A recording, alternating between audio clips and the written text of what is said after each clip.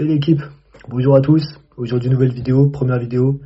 On va partir sur un format que j'ai envie de dire parce que c'est sur un jeu que j'aime bien, c'est sur Spearhead, donc le nouveau format du jeu Warhammer Age of Sigmar. La V4 vient de sortir, ils ont sorti un petit format sympathique avec. L'avantage c'est que ça se joue avec très peu de figurines, donc tu peux très vite jouer des parties sans avoir à peindre beaucoup de figurines, donc c'est hyper cool pour se lancer dans le jeu et tout. Et en plus de ça, il y a une vraie profondeur stratégique.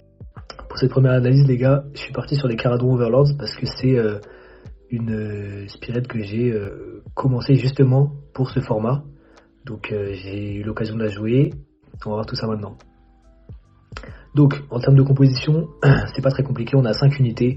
On a un amiral arcanaute qui va être votre général, qui on verra les Warscroll plus tard, mais c'est un plutôt bon général. Franchement, il tank bien, il tabasse un peu et il a des règles assez sympathiques.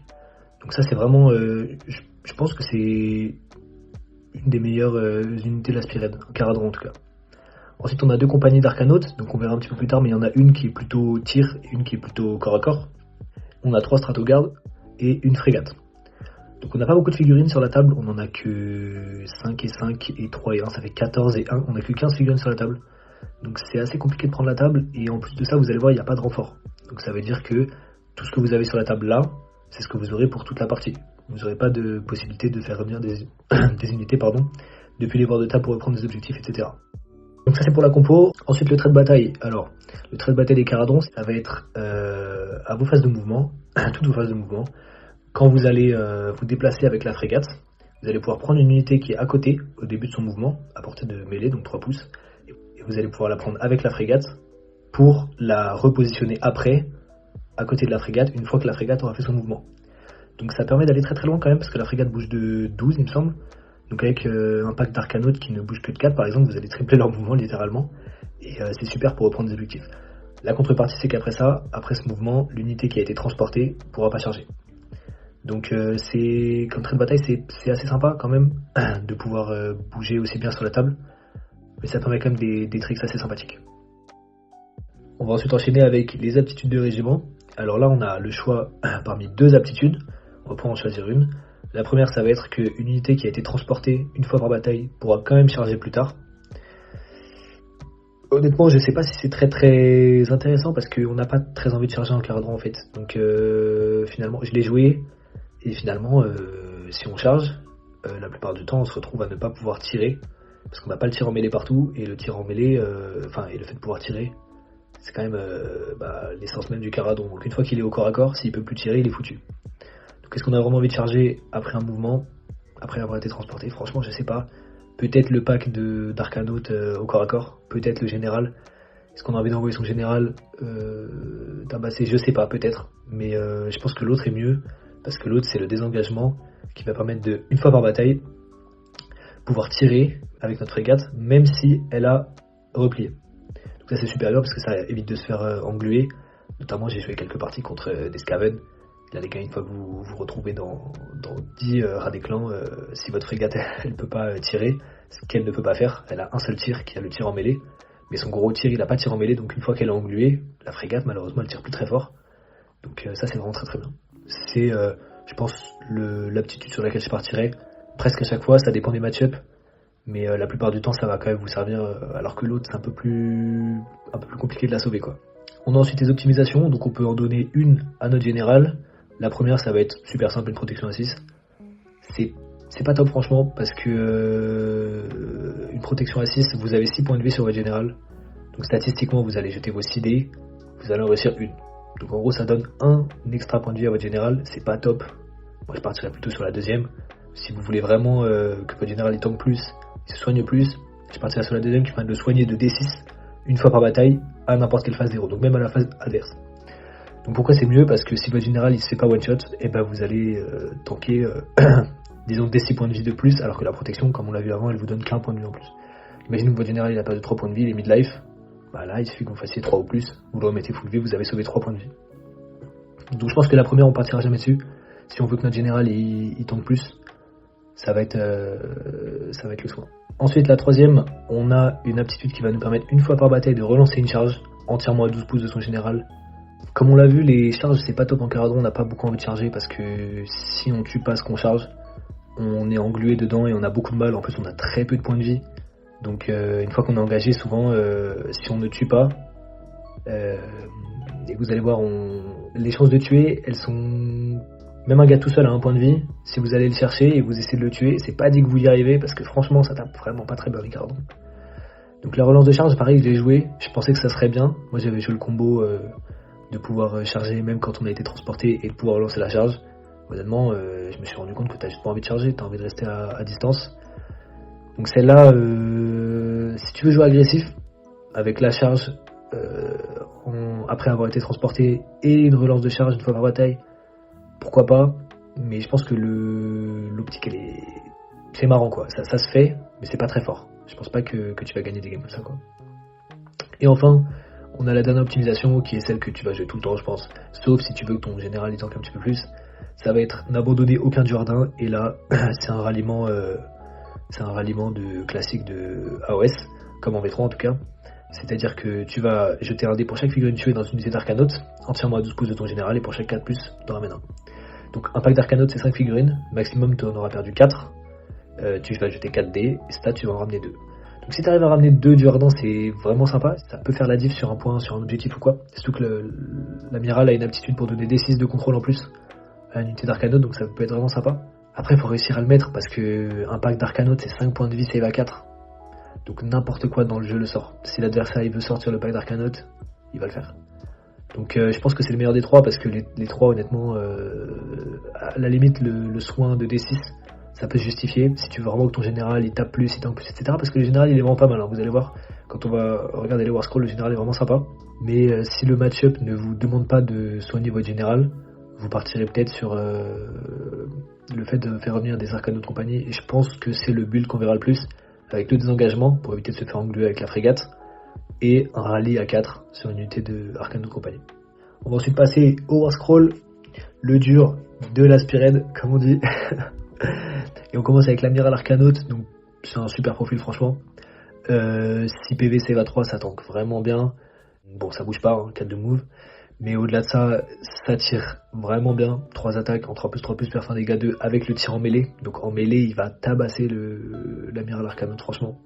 Et son gros marteau qui a 3 attaques en 3+2+, perforation 1, dégâts 3, il tabasse sévère. Lui c'est un super général franchement. En plus sa petite règle à lui c'est de rajouter D6 au score de contrôle d'une compagnie d'Arcanote mis entièrement à 12 pouces de lui, en face des héros. Donc c'est un petit peu ce qui va vous donner du contrôle d'objectif, parce que sans ça, vous avez rien. Vous avez une frégate à 5, 2 packs de 5 Jourdain à 1 chacun, donc franchement ça prend jamais des objectifs. Heureusement il y a ça. Encore une fois il tabasse, sa règle elle est vraiment bien. Ça vous demande quand même de garder vos Arcanote de compagnie en vie, ce qui n'est pas donné. Mais si vous arrivez à mettre ça en place, franchement, mais je pense que les Caradons, de toute façon, ça va être vraiment technique à jouer.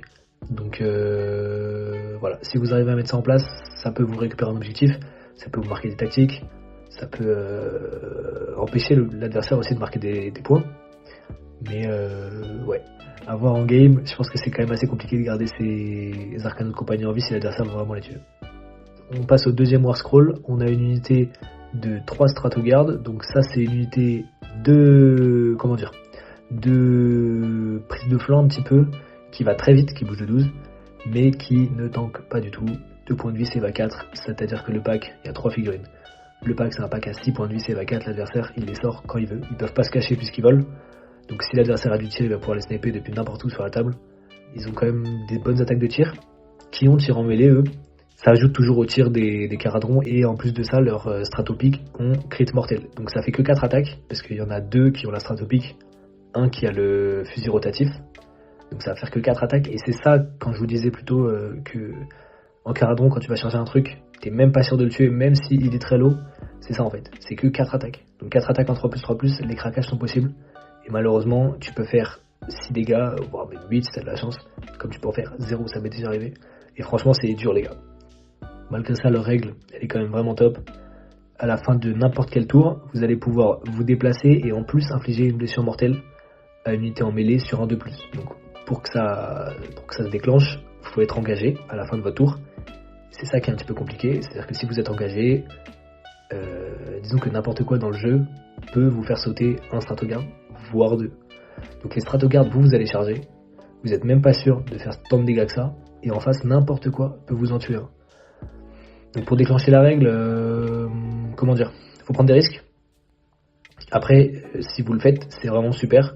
Une fois, je me suis fait charger par un pack de 10 clans rares. J'ai perdu aucun Stratogarde, donc ça c'était vraiment déjà de la chance. Et en plus de ça, donc j'ai pu faire, donc c'était le tour de l'adversaire, j'ai pu faire un move avec cette règle, puisque cette règle elle permet à la fin du tour de faire un move si t'es engagé. Et en plus de ça, après c'était mon tour, j'ai pu refaire un move. Donc eux, ils ont bougé de 24 en 2 tours, ce qui est juste énorme. Donc ils étaient d'un côté de la table, ils se sont retrouvés de l'autre en à peine 3 phases, la phase de fin de tour, ma phase des héros, puis ma phase de mouvement. Donc cette aptitude elle est vraiment sympa, même si encore une fois c'est compliqué à mettre en place. C'est les occasions où vous allez pouvoir l'utiliser, en fait il y en a pas d'avoir des masses.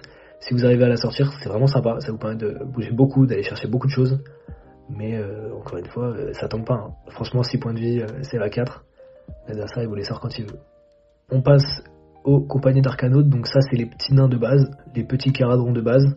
Alors il y a 2 packs, donc il y en a un qui va être un pack plutôt corps à corps, c'est-à-dire qu'il va avoir 4 nains armés du pistolet de base et d'un tranchoir d'Arcanautes. Donc il y en a 4 comme ça et un qui va avoir une stratopique.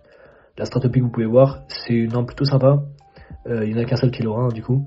Donc c'est 2 attaques en 3+3+, per fin dégâts 2, les autres attaques franchement on s'en fout un petit peu. Le tir à la limite c'est intéressant parce que vous allez vraiment saturer, parce que vous avez 2 packs, donc vous allez faire quand même 20 attaques de tir. Moins le stratopique, moins le fusil rotatif, moins le strato harpon, ça va faire 14 attaques de tir. Donc ça sature un petit peu quand même. Donc il y a un pack de corps à corps comme je vous dis, qui en plus de ça c'est pour le coup c'est les 2 packs qui ont ça, on ajoute un objet de touche pour les attaques de cette unité qui cible une unité qui conteste un objectif. Donc vu qu'en Spearhead, tout le monde conteste un objectif tout le temps, ils vont tout le temps avoir un plus dans la touche. Donc ça c'est vraiment cool comme règle, et d'ailleurs c'est dommage que ça soit pas entrée de bataille, parce que je pense que ça aurait peut-être sauvé les caradons. Parce que là, quand on voit au-dessus les Stratogardes qui touchent à 3, qui blessent à 3 avec seulement 4 attaques, disons que c'est très facile de tout rater et de faire aucun dégât au corps à corps quoi. Donc il y a un pack de corps à corps comme je disais qui est assez sympathique, et un pack de distance qui l'est encore plus, puisque celui-là il va avoir 3 Arcanautes de base, donc avec un pistolet et un tranchoir, et un équipé d'un fusil rotatif et l'autre équipé du strato harpon. Donc la règle plus 1 à la touche pour les attaques qui ciblent une unité qui conteste un objectif, ça s'applique aussi au tir. Donc là le strato harpon par exemple, ça va être une attaque en 3+3+, perf 2 dégâts D3 sur une unité qui conteste un objectif, c'est un très bon tir, et l'autre tir, également le fusil rotatif, c'est le même que celui des Stratogardes, sauf que là encore une fois il y a la règle, si il cible une unité qui conteste un objectif, ça va être 2d6 d'attaque en 3+, 4+, pas de perte des gains, c'est assez sympa comme profil. Donc vraiment le pack qui tire, il est assez intéressant, et le pack de corps à corps à la limite, ça peut être un pack un peu sacrifiable que vous envoyez un peu au casse-pipe pour infliger quelques pertes, même si honnêtement ça tape pas très fort, et peut-être reprendre un objectif à droite à gauche. En tout cas je pense que la petite doléance sur cette Spearhead, qui est, on va pas se mentir, elle est assez faible quand même, c'est que les Arcanautes de compagnie, c'est pas le renfort. Parce que là, je pense que... Alors, ça aurait peut-être été trop fort, parce que pour une armée de tir, si en plus elle aurait pu revenir, elle aurait pu harceler pendant toute la partie. Mais honnêtement, votre adversaire, il suffit qu'il ait du tir, et il va vous sortir vos Stratogardes très vite. Parce que ça peut être une menace, ça peut reprendre l'objectif, ça bouge très bien. Et ensuite de ça, il vous charge avec n'importe quoi, une compagnie d'Arcanautes, il la tue direct, quoi. Donc c'est-à-dire qu'un adversaire qui a un tout petit peu de tir, je vous parle même pas de tant que ça, un petit peu de tir et une unité qui peut aller un peu vite, il y a beaucoup de Spearhead qui ont ça, il va vous tuer dès le tour 1 vos Stratogardes et une compagnie d'Arcanautes, donc vous vous retrouvez quasiment tout nu quoi, sur la table. Vous avez un héros, une frégate, donc je dis pas que c'était mauvais profil, mais vous gagnez pas une partie avec ça, vous manquerez de présence sur table, et il vous restera une compagnie d'Arcanautes qui va essayer de survivre pendant la partie, mais qui va avoir du mal quoi. Et enfin, on a la frégate, la grosse pièce de cette Spearhead, qui a un profil intéressant au tir, et décevant au corps à corps, on va pas se mentir. Donc, tout d'abord, un 15 PV CEVA 3, franchement, ça tank. Non seulement ça a beaucoup de points de vie, mais en plus ça a une bonne sauvegarde. Donc ça, c'est vraiment top. Ça, c'est pas un truc, c'est pas une pièce que votre adversaire va vous sortir en un tour. Ça, il va devoir prendre plusieurs tours pour le faire. Après, ça a 12 de move, donc ça bouge très bien. On rappelle que ça peut prendre n'importe quelle unité d'infanterie, donc tous les autres War Scrolls, dans le bateau pour les transporter. Donc ça c'est vraiment cool parce que ça va vous donner beaucoup de mobilité. C'est une pièce vraiment importante et en plus de ça elle va pas mourir, donc ça c'est cool. Mais une fois qu'elle est toute seule, elle fait plus grand chose. Parce que vous voyez, quand elle est engagée, elle a plus son strato harpon. Donc les 2 attaques dégâts D6 vous les avez pas quand vous êtes engagé. Et vous avez juste, quand c'est à votre tour, quand c'est à votre tour, vous avez votre tir, qui a le tir en mêlée, qui est sympathique. Mais quand c'est le tour de l'adversaire, c'est-à-dire que lui, il va vous charger, votre riposte, elle est nulle. Votre riposte, elle est éclatée au sol, honnêtement. 8 attaques en 4+4+, pas de perforation dégâts 1, ça fait que stats, vous passez 4 touches, vous passez 2 blessures, votre adversaire il a 2 saves sans pair. Donc ça fait pas beaucoup de dégâts. La règle de la frégate, qui est un peu anecdotique, on va pas se mentir, c'est une fois par bataille, quand tu survoles une unité ennemie à une phase de mouvement, ta phase de mouvement, tu peux lui infliger des 3 blessures mortelles sur un 2+. C'est des 3 dégâts mortels sympathiques, mais c'est pas ça qui va faire la game, franchement. C'est dommage que ce soit pas à toutes les phases de mouvement, parce que là, t'aurais vraiment eu envie de faire des tricks à base de je prends des mecs, je traverse une unité ennemie pour lui faire des BM, et je me repositionne autre part pour poser les gars que j'ai pris avec moi autre part, mais là même pas parce que c'est qu'une seule fois par bataille. Donc voilà. C'est une pièce centrale de l'armée pour le mouvement. Moi je trouve que c'est hyper intéressant tous les tricks que tu peux faire avec. Malheureusement, très vite, dans beaucoup de parties, vous allez vous retrouver dès le round 3 à avoir plus que votre général et votre frégate sur la table. Et encore une fois, c'est pas suffisant pour gagner une partie, parce que vous allez contrôler 2 objectifs si les étoiles s'alignent, un avec votre général, un avec la frégate. Mais la frégate, on voit bien qu'une fois qu'elle est au corps à corps, elle fait plus rien. Et c'est pour ça d'ailleurs que je pense que le trait qui permet de désengager et quand même tirer est assez sympa avec la frégate, parce que si vous vous faites engluer, ça vous permet de vous replier et quand même pouvoir utiliser votre principale force de frappe qui est le tir. Petite conclusion sur cette Spearhead Kharadron Overlord. C'est une Spearhead qui, donc pour l'avoir joué, alors ça tire assez fort quand même. Hein.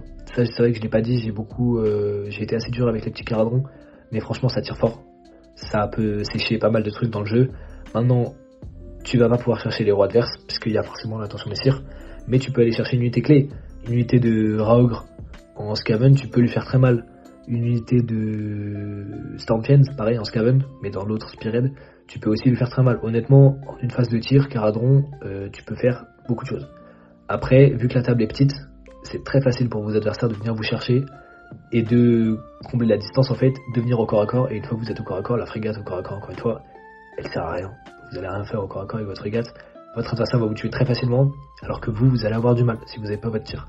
Et même avec votre tir, vous allez avoir quand même du mal, parce que dès que ça tape de l'armuré aussi, dès que ça tape du Stormcast, dès que ça tape des Juggernauts de cornes, qui ont une save à 2 par exemple, vous allez avoir beaucoup de mal. Malgré tout, la Spearhead, elle est quand même très fun à jouer. Le côté tir, moi c'est la première fois que je joue du tir en fait dans Age of Sigmar, parce que j'ai joué Beast of Chaos et Flesh Eater Court. Donc autant vous dire que c'est 2 armées où il n'y a absolument aucun tir. Je crois qu'il y a un profil de tir dans ces 2 armées. Il y en a 2. Il y a le Sigurd des Beast of Chaos et le cri des chauves-souris des Flesh Eaters, des Crypt Flayers. Donc le tir est quand même très agréable. Maintenant, pour gagner des parties, il va falloir se creuser la tête. Après, ça peut être vraiment justement intéressant pour les joueurs expérimentés de tenter l'expérience, de tenter de jouer Kharadron et de tenter de gagner des parties avec. C'est pas facile. Si tu y arrives, c'est que t'as été un bon général, t'as bien joué et que tu mérites ta victoire. Parce que franchement, là, il n'y a rien qui est donné ici. Hein. T'as pas de renfort, t'as très peu de points de vie sur table, très peu de figurines aussi. Tu bouges, la frégate bouge bien, mais les nains de base et ton général ils bougent de 4, donc eux ils se traînent quoi sur la table. T'as très peu de perforation, donc bon, c'est compliqué. Malgré tout, c'est hyper fun à jouer et franchement, moi je vous recommande. Pas pour les débutants parce que je pense que c'est quand même difficile à prendre en main, mais si vous êtes un peu expérimenté et que vous cherchez du challenge, c'est une super Spearhead. Les figurines sont magnifiques, franchement, vous pouvez y aller. Merci à tous de m'avoir écouté.